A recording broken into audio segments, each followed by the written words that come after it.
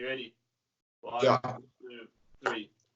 Right, guys, welcome back to the Stretford Saffas. We got Stretford Cherno here today.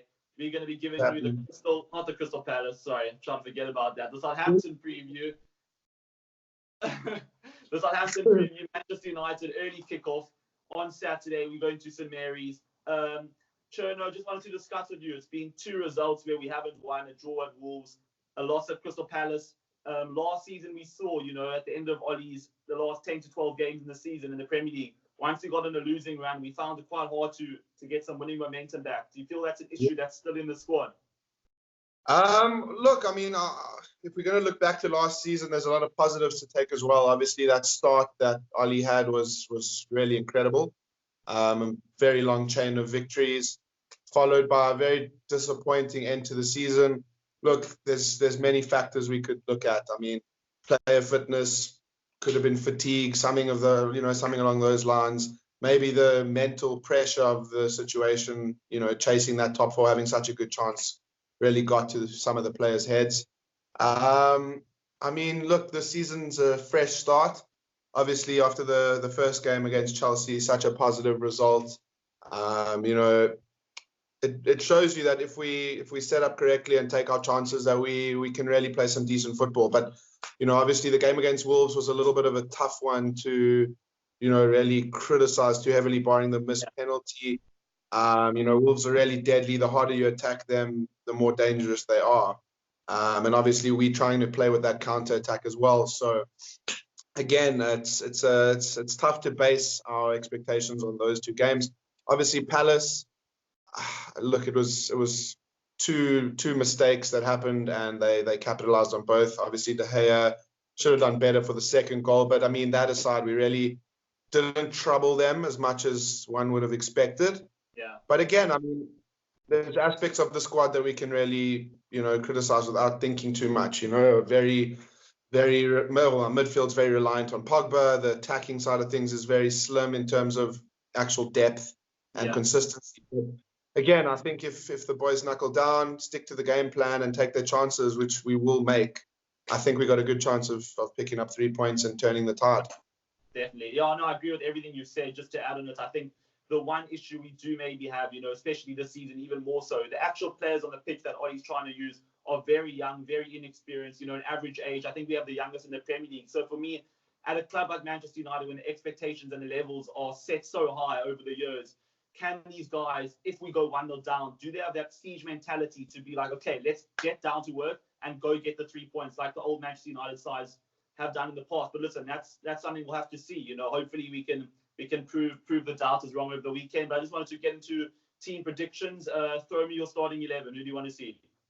Okay, so correct me if you think I'm wrong, but obviously we've got a few injuries to consider, that of Luke Shaw and Tony Martial. Starting from the back, got to be De Gea. The blunder is really irrelevant. He's saved us enough time to be the first name on the sheet. So De Gea in goals, right back, AWB, of course. Centre back pairing, I wouldn't change. I think Lindelof's got a lot to prove after the last game. Left back, very much up for grabs, you'd think, but obviously most of our fullbacks are injured, so it's going to have to be Trashley Young, Captain Fantastic. Into the midfield, I don't think we'll see a formational change. We will probably see Burn Scott there again. The 3 behind the striker might have to change to some extent. I think we'll see Daniel James taking up a berth on the left wing. Hoping to see Angel Gomez given a chance through the centre, but again, hitting and hoping. The right side, again, bit of a risk given the lack of experience, but I would like to see Mason Greenwood given a chance from the get-go. And then up front, I'm going to have to go with Marcus Rashford. That's my 11. Hope.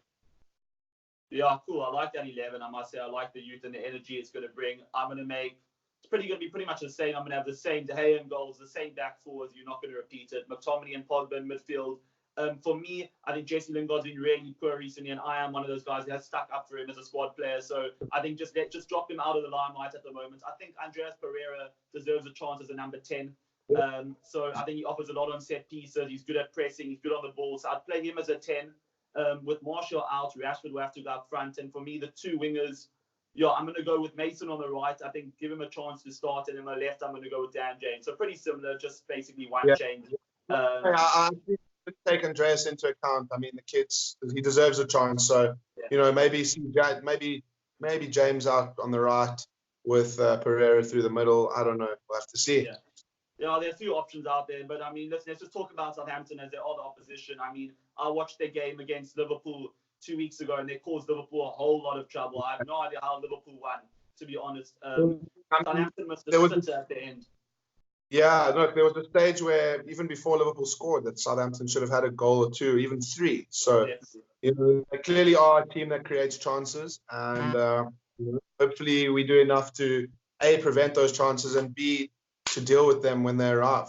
I think this weekend we saw them, 3-0.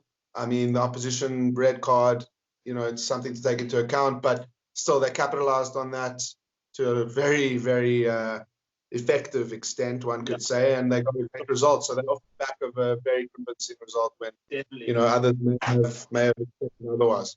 Yeah, I mean, listen, it's a really good result they got against Brighton, and I think they play with a back five with two wing backs who always are a threat. Ryan Bertrand, this young Valerie. Listen, they're a team who like to press. They're going to create chances, but for me, the one place you can exploit them is their three centre halves, like extremely slow. Yoshida, Vestergaard, Bednarak, usually the three. With the likes of Rashford, James, Greenwood, whoever's going to be there, I think we got to exploit them in between the centre halves. But listen, we got to be wary of them. They are a really good side.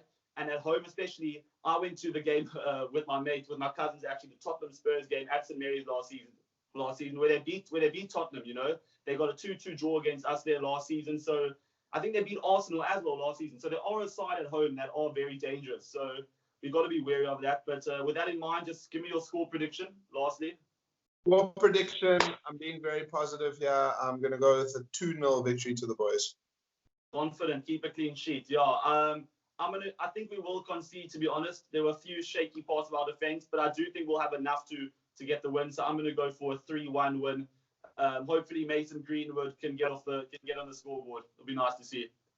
But guys, exactly. We need 3 points to bounce back. But guys, thanks for joining us. This has been I'll take a 1-0 via own goal Yoshida victory. I'll take that and run. We're desperate at this point.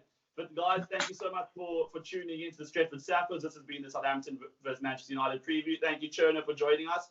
We'll be bringing you a player ratings after the game. Hopefully lots of 10s and not so many 1s and 2s. But thanks, guys. Subscribe to the channel. We'll see you in a bit. Cheers. Cheers, guys.